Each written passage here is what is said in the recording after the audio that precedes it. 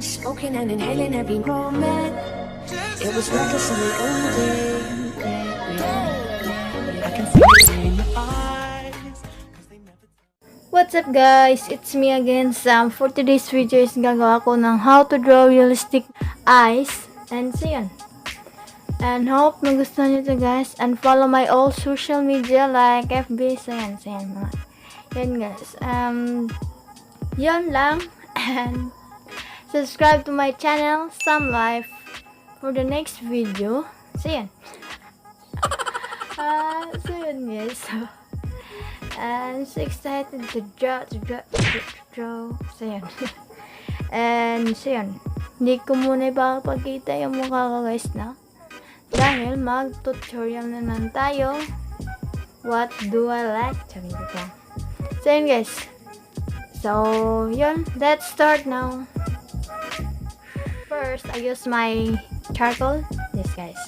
Yung charcoal to guys. Binili ko to sa Shopee. Or only...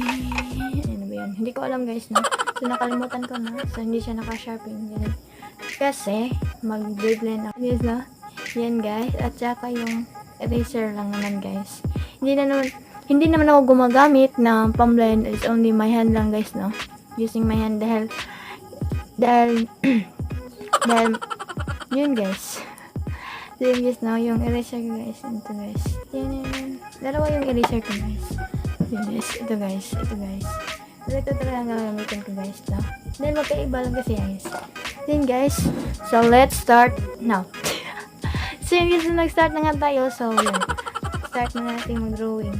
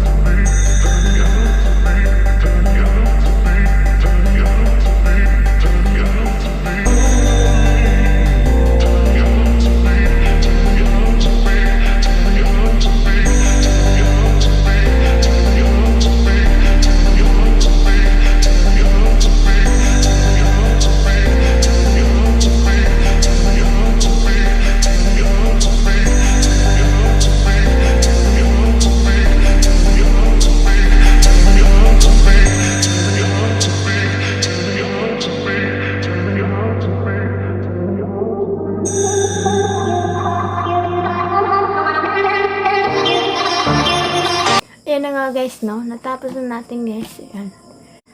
And thanks for watching guys. Hope na-enjoy kayo at natutunan nyo kung paano gumawa ng realistic eyes.